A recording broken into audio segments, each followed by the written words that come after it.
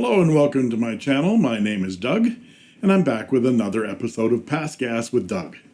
Pass Gas is an acronym for Pen Acquisition Syndrome and Gear Acquisition Syndrome. With the world around us shrinking into our own secluded spaces, we're turning to more introspective activities like reading, watching Netflix without the chill, and writing with our fountain pens. Isolation can be as debilitating as getting a virus. So, I think we all need an injection of levity now and then, and now more than then. So today, instead of pen acquisition, we're going to study some gear acquisition, as well as the acquisition of some helpful tips on staying safe in our activities with our fountain pens. So let's look at my 7 tips for safe fountain penning right now.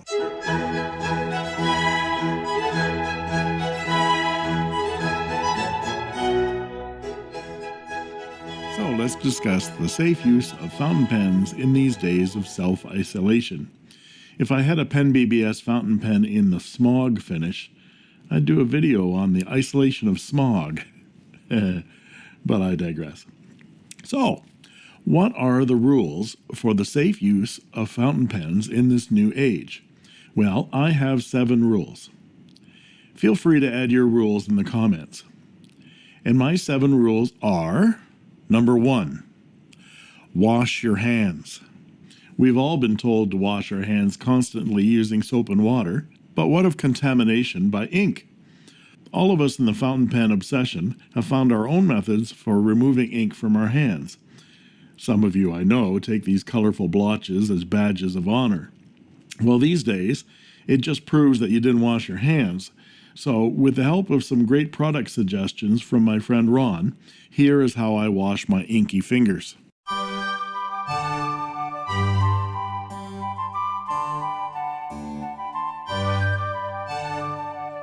I'm sure you've all seen the hand washing videos. So, first we'll start with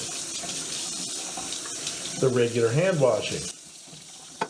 Give it a soap. You can see my inky fingers. Give it a soap. Shut the water off. 1, 2, 3, 4, 5, 6, 7. 1, 2, 3, 4, 5, 6, 7. Happy birthday to me. Happy birthday to me. Happy birthday to me. Happy birthday to me. Between the fingers and the thumbs and the wrists and the fingernails, and then we can rinse. Okay, well that's for amateurs, isn't it? We all know that that doesn't get ink off your fingers. It may get all the viruses off your hands, but we still are left with ink. Well, see, the ancient copper has kind of disappeared, so that's good to know. But the rest of our colors are still here. So I have a couple of products suggested by Ron. This is the Scotch Brite non-scratch scour pads, and they work very nicely. Get them wet, and you scrub, and especially when you get them on your thumb and forefinger, you scrub both sides, your finger pads, and you can use the edges to scrub your fingers. It's kind of like using Brillo pads or steel wool on your fingers. I think it takes skin off as well as ink. But there's this other product that he showed me. This is MotoMaster brand, which is Canadian Tire, but you can get this kind of hand cleaner with pumice at any hardware store, and it can be used with water or without. And you put a little bit of that on your hands, and you can feel it has gritty kind of pumice stone in it, and you can scrub away. And again, you can use with or without water. I tend to use it without water on my fingers, my inky parts of my fingers, and just scrub the inky parts into my palm or between my fingers, and then rinse with water and soap.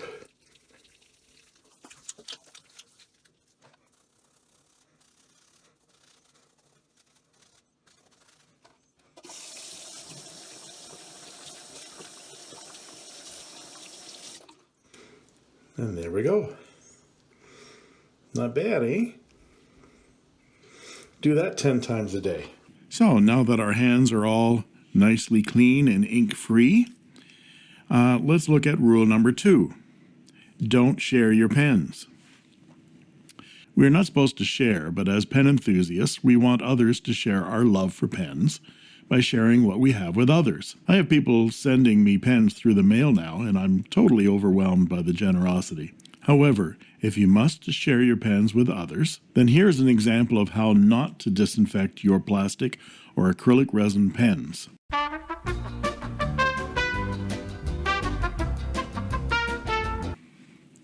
I recently took this pen apart.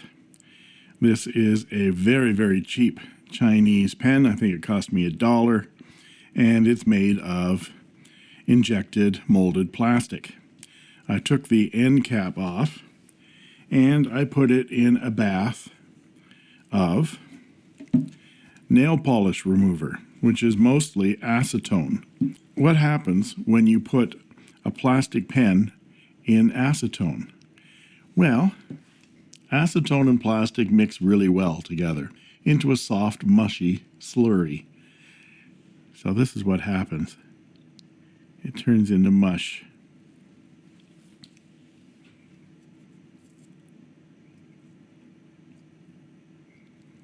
And that's just after a couple of hours in the acetone.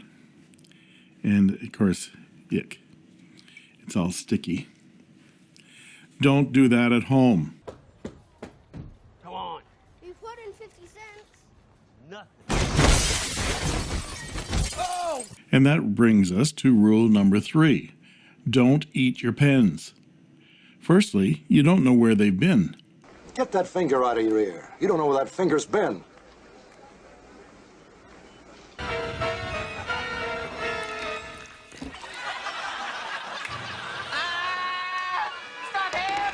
Secondly, you'll leave chew toy marks on your pens, which reduces their resale value significantly. What, now, did you also have a dog? Because I found what appears to be a battery-operated chew toy. Party's over! Party's over!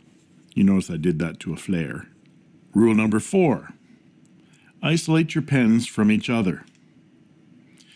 Take your vintage pens and separate them from your new pens, because you don't want your old pens getting infected by your new pens, because your old pens, well, I did have some logic behind that, but anyway. Oh, wait, I had something for this. Swear to God, I had something for this. Wait, I had something for this. Damn, I had something for this. I had something for this, too. Keep your pens separate. The other thing is that there are some pens that really like to be together, and you'll probably want to keep them apart because of social distancing. What happens is that some pens really love to get together with other pens. You'll love being a magnet. And so much so that they stick together. And when you put them on the desk, they'll tend to drag each other around. This is bad. I don't know why, but it's bad. So keep your magnetic pens away from your metal pens. Rule number 5. Don't touch your face while holding your pen. That's a really good way to lose an eye, young man. Severe puncture wounds may occur if you face palm while holding your fountain pen.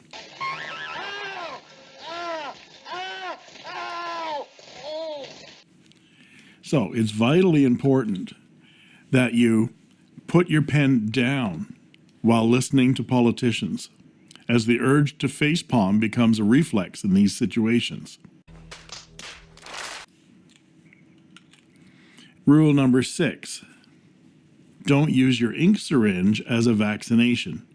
Your ink syringe is for ink only. It does not belong inserted into your veins.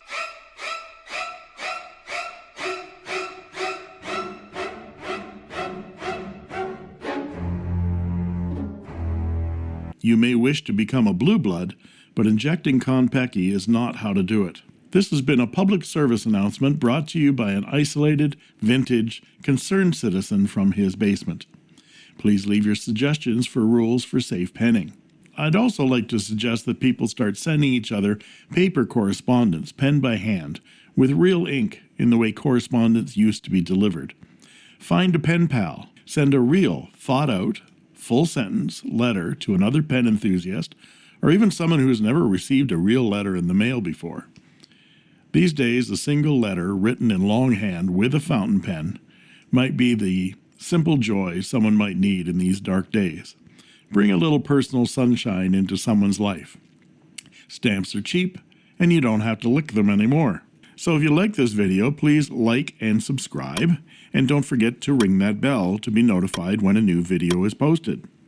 And that just leaves it for me to say, thank you for watching, and that's all she wrote.